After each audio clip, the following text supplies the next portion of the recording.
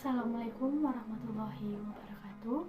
Perkenalkan, saya Nurasa Yusuf, mahasiswa dari kelas D atau biasa disebut kelas e-learning, dan NIM saya yaitu 45209156. Baik, di sini saya akan menjelaskan mengenai statistik parametrik dan statistik non-parametrik. Yang pertama, statistik parametrik, yaitu ilmu statistik yang mempertimbangkan jenis sebaran atau distribusi data, yaitu apakah data menyebar secara normal atau tidak. Statistik parametrik digunakan untuk menguji hipotesis dan variabel yang terukur. Dengan kata lain, data yang akan dianalisis menggunakan statistik parametrik harus memenuhi asumsi normalitas.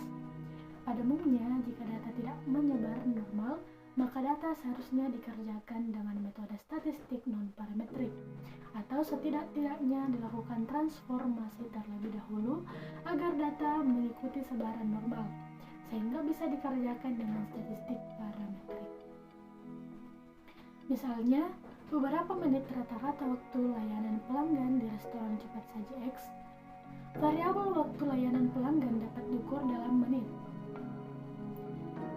Adapun syarat-syarat statistik parametrik, yaitu yang pertama, data dengan skala interval dan rasio. Yang kedua, data menyebar atau berdistribusi normal. Contoh metode statistik parametrik antara lain: yang pertama, uji Z, 1 atau 2 sampel, uji T, 1 atau 2 sampel, dan korelasi Pearson.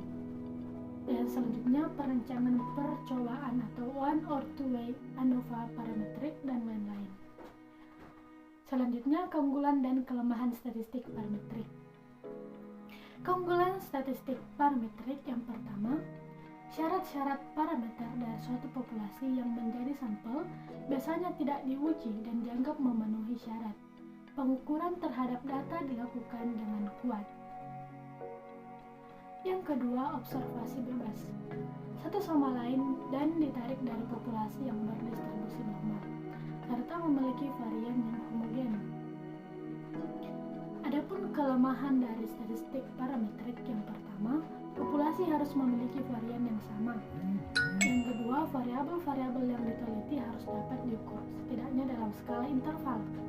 Yang ketiga, dalam analisis varian ditambahkan persyaratan rata-rata dari populasi harus normal dan bervarian sama, dan harus merupakan kombinasi linear dari efek-efek yang ditimbulkan. Yang kedua, statistik non-parametrik, yaitu statistik bebas sebaran atau tidak mensyaratkan bentuk sebaran parameter populasi, baik normal atau tidak. Selain itu, statistik non-parametrik biasanya menggunakan skala pengukuran sosial, yakni nominal dan ordinal, yang umumnya tidak berdistribusi normal. Misalnya, berapa besar kepuasan pelanggan terhadap pelayanan restoran cepat saji X. Variabel kepuasan tidak memiliki standar pasti. Nah, adapun syarat statistik non-parametrik yang pertama, data tidak berdistribusi normal. Yang kedua, umumnya data berskala nominal dan ordinal. Yang ketiga, umumnya dilakukan pada penelitian sosial. Yang keempat, umumnya jumlah sampel kecil. Nah, adapun contoh metode statistik non-parametrik yaitu yang pertama, uji tanda atau sign test. Yang kedua, rank sum test atau Wilcoxon. Yang ketiga, rank correlation test atau Spearman. Yang keempat, Fisher probability accept test. Yang kelima, T-score test, dan lain-lain. Adapun keunggulan dan kelemahan statistik non-parametrik, yang pertama, keunggulannya yaitu tidak membutuhkan asumsi normalitas.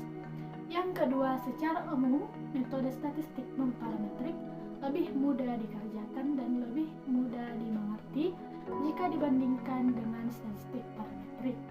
Karena statistika non-parametrik tidak membutuhkan perhitungan matematik yang rumit seperti halnya statistik parametrik. Yang ketiga, statistik non-parametrik dapat digantikan data numerik atau nominal dengan jenjang atau ordinal. Yang keempat, kadang-kadang pada statistik non-parametrik tidak dibutuhkan urutan atau jenjang secara formal, karena sering dijumpai hasil pengamatan yang dinyatakan dalam data Yang kelima, pengujian hipotesis pada statistik non-parametrik dilakukan secara langsung pada pengamatan yang nyata. Yang keenam, walaupun pada statistik non-parametrik tidak terikat pada distribusi normal populasi, tetapi dapat digunakan pada populasi berdistribusi normal. Nah, adapun kelemahannya, yang pertama, statistik non-parametrik terkadang mengabaikan beberapa informasi tertentu. Yang kedua, hasil pengujian hipotesis dengan statistik non-parametrik tidak setajam statistik parametrik. Yang ketiga, hasil statistik non-parametrik tidak dapat diekstrapolasikan ke populasi studi seperti pada statistik parametrik. Hal ini dikarenakan statistik non-parametrik mendekati eksperimen dengan sampel kecil dan umumnya membandingkan dua kelompok tertentu. Itulah tadi penjelasan saya mengenai statistik parametrik dan non-parametrik. Sekian dari saya. Wabillahi taufiq wal hidayah. Wassalamualaikum warahmatullahi wabarakatuh.